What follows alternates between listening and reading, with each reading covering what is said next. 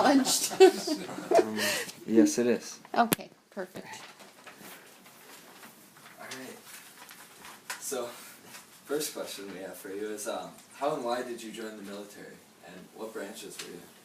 I didn't join the military. I got drafted during the Vietnam War. Okay. I had failed my physical twice, and I had a knee problem, and that's why I couldn't get in. They said that I was not military, was not fit for military duty. I had a letter from an orthopedic surgeon, and whenever I went to have my physical, the doctor, they closed out my physical. He said, I want you to give this letter to that doctor, and we'll see you're not fit for military duty. So I was going to enlist in the Marine Corps out of high school. Yeah. And the reason for that, my history teacher was a World War II veteran.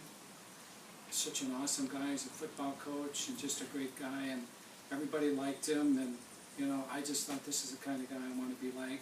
Yeah. So I went to get my physical, and they wouldn't allow me to do it because of my knee.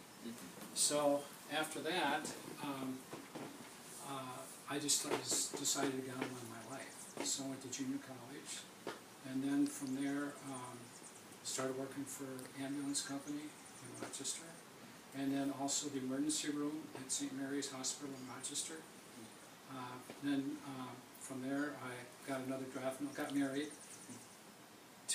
10 days after I got back, going through the mail, found that I had another notice to go for physical. Bought a car, hadn't even transferred the title. Said to my wife, I'll be back in a couple days. Well, I went up to at that time I lived in the Rochester area. So then I had to come up by bus up here to the cities where they did the inductions and physicals and all that stuff. Went through, did the physicals that day. About 4 o'clock that afternoon, they asked me to get into this. I gave the letter to the doctor, and he didn't even read it. He tore it up through a wastebasket. He asked me to get into this room, so I went into the room, and it's just full of people, full of guys, all standing up, no seats.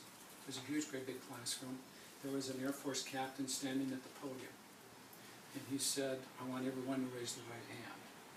I didn't raise my hand because I knew what was going on. I figured they're going to induct these guys. Well, I'm 1Y, not 1A. That's our classification. 1A means you're fit for military duty, 1Y is medical deferment. So that's how that all happened. And so the guy asked if I had trouble following instructions. I said, no, I'm 1Y, not 1A. So he said, I need you to step out of the room then. So I stepped out of the room. These 2 Army guys took me to a room and said, we want you to stay here for 5 to 10 minutes. We'll be right back. They came back. They had this little piece of paper about that big, and it was a new classification from 1Y to 1A. So they asked me to get back in the room. And so I had to get back in the room and raise my hand, and all of a sudden we got sworn in. We all filed out into, there was a long hallway outside this classroom, and we had to number off 1 through 4. So all the 1s went to the Marine Corps that day, 2s went to the Army, 3s went to the Air Force, and 4s went to the Navy. I was a 2. That's how I got into the Army. And so we were told, you can go, they had a block of phones. Back in those days, there's no cell phones and all that, but you've got 5 minutes to call home and tell your loved ones that you're leaving for basic training tonight at 8 o'clock. You're going to Fort Campbell, Kentucky. This is February, it's below 0, it's cold, it's miserable. And so they took us out to the airport. There was a charter flight, picked us up, went to Milwaukee, picked up more people, went into Fort Campbell. I kept thinking on the way down, well, Fort Campbell is south of here, it's got to be warmer. I got down there, it was 4 below 0 on the flight line. So it was one of those kind of things that, and the basic training was 9 weeks long. It's actually 8 weeks, but the first week is processing. You take tests, you get your haircuts, you get your uniforms, you get more physicals, that kind of stuff, get your shots.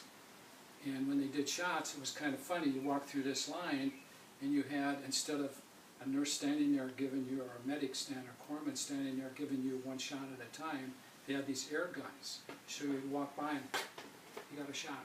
Boom, the same way on the other side, so you're getting shot on both ways. It was just amazing. Then you get your haircuts, then you get put on garbage detail, KP, peeling potatoes, all that stuff. finally got into basic training. From there, now, they told us that we're going to Vietnam.